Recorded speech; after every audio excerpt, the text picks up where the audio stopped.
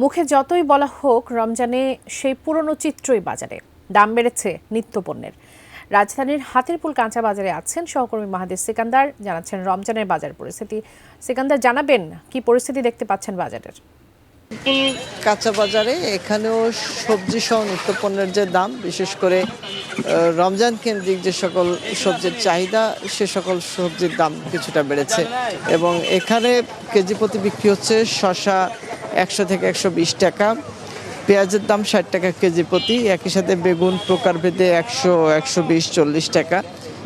এটা বিভিন্ন প্রকারের বেগুনের দামের মধ্যে পার্থক্য রয়েছে এবং এ সকল বিশেষ করে দাম যেটি ছিল রমজানের পূর্বে, তার থেকে 50 থেকে 60 টাকা, কোনো কোনো ক্ষেত্রে আরও বেশি বাড়তি দামে বিক্রি হচ্ছে এবং কাঁচামরিচেও ঝাঁজ বেড়েছে। এখানে কাঁচামরিচের দাম 50 থেকে 60 টাকা কেজি প্রতি বেড়েছে 2-3 দিনের ব্যবধানে। প্রকারভেদে 160, 180, 200 টাকা কেজি প্রতি বিক্রি হচ্ছে।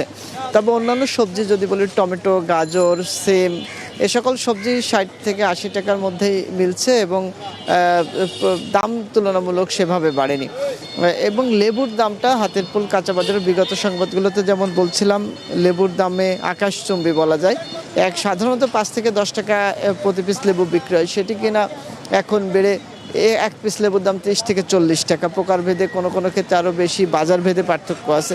তো এই সব কিছু মিলিয়ে এই যে সবজির বাজারে যে চড়া দাম, এটি নিয়ে ক্রেতাদের ক্ষোভ রয়েছে। তবে মাংসের দামে কিছুটা স্বস্তি। মুরগির দাম এখানেও কেজি প্রতি ব্রয়লার এবং লেয়ারের দাম 10 টাকা কমেছে, তবে তারপরেও 180 টাকা ব্রয়লার মুরগি কোনো কোনো বাজারে 190 টাকা বিক্রি হচ্ছে। সেটিও ক্রেতা যারা আছেন তাদেরকে অস্বস্তিতে ভোগাচ্ছে। তো বিক্রেতারা বলছেন যে রমজান কেন্দ্রিক চাহিদা বেশি কিন্তু সরবরাহ কম, এই কারণেই তাদের বাড়তি দামে বিক্রি করতে হচ্ছে।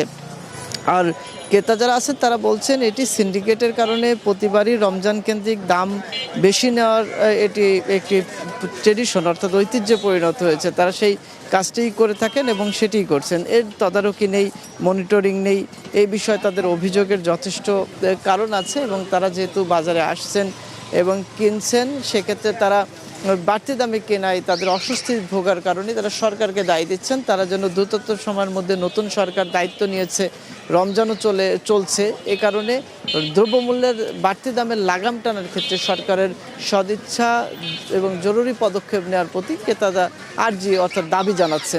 তো সব কিছু মিলে রাজধানীর হাতিরপুল কাঁচা বাজারে এই ছিল আমার কাছে দ্রব্যমূল্যের যে দাম, এটি নিয়ে সর্বশেষ।